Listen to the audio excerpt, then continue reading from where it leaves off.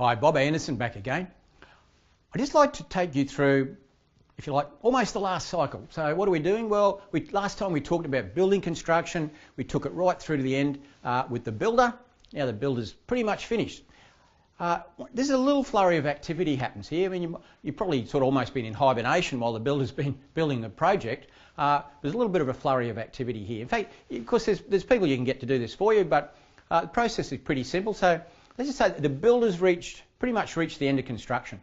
So at that point, you can get the private certifier in, and they'll give you what they call, it's called various things in various states: certificate of occupancy, certificate of classification.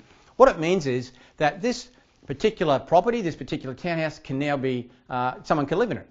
That's what it means, certificate of occupancy. So if you were going to keep these townhouses as investments, well, you could actually put a tenant in once you got that certificate of occupancy from it. Now you also need to check for any defects. So the builder's finished. He said, look, I'm finished. I wouldn't mind my last payment. You say, okay, that's great. Let's go through and see if anything needs fixing. And I mentioned that in the last video. In fact, we sent an expert in. There's plenty of experts out there. They're called final checks, handovers, called different things. These people will go out on your behalf and find or look for faults that the builder needs to fix. So that's important because it's called defects. Now, in a lot of states, time varies. Builders have to guarantee against defects for a certain period of time. Could be 6 months, could be 12 months, depending on which state you're in.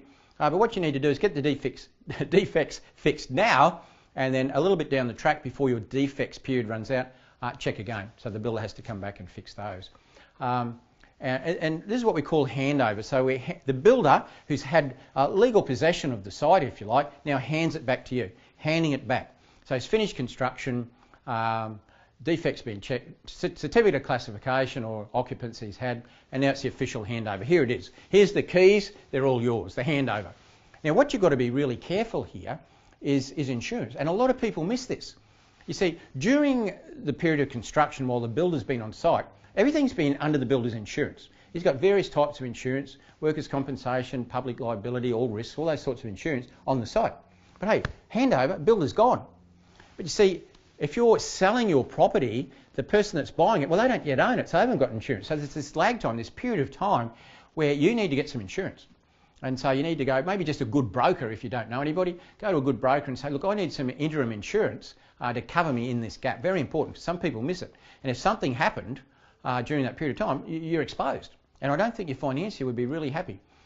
So that's important. The other part to it, of course, is you need to get the titles. So if you're going to either keep the properties yourself as investments, or if you're going to sell them, you need separate titles. So in our case, the case study, what we've got, well, we've got, if you like, 4 townhouses on 1 block of land. We need to create 4 townhouses on 4 blocks of land. We can call that stratering. It's called all different things in different states, but we need the separate titles. So pretty much around the end of construction, surveyor comes back in, does the final survey, surveys off the individual townhouses in this case, surveys off the common property, which would be like the driveways, and produces what we call a survey plan.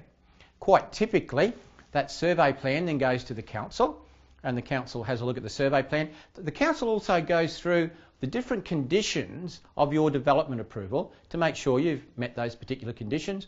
And there's one thing they really want, contributions. So usually with property developments, there's what you call contributions get paid to council. In fact, there are some councils in Australia, even in Victoria, that don't have contributions. There's some councils that are very strong on contributions.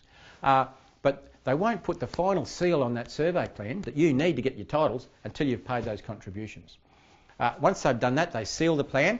That seal plan, if you like, what I mean by sealing is the council puts their stamp on that survey plan.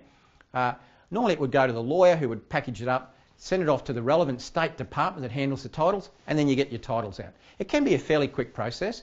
There's often consulting surveyors that can handle that process for you if you want to just pay someone to do that, those little steps. But what you want is the titles. In my case, the 4 townhouse project, we want the 4 titles so we can settle with the 4 different owners. So yeah, a little bit busy at that end, but as in all property development, there's always an expert that can do some of that work for you, or a lot of it. So very important. Once we've got the titles, we can settle. Now we've got the money. I tell you what, it's pretty exciting. You know, an average townhouse in any capital city around Australia, if you're talking averages, you probably make around $100,000 profit per townhouse. That would be pretty normal, pretty average. If you're doing a 4 townhouse project, you're going to make about $400,000. I'll tell you what, it's pretty exciting stuff to watch when a property settlement happens and watch a 4-figure chunk of money land in your bank account. Maybe a week or two later, another 4-figure chunk. A week later, another 4. It's pretty exciting stuff. That's why property development is standalone when it comes to making great amounts of money in a small amount of time. It's pretty exciting. But you've got to get your titles out to get your settlements to get your money, and that's how it works. I look forward to catching you again shortly.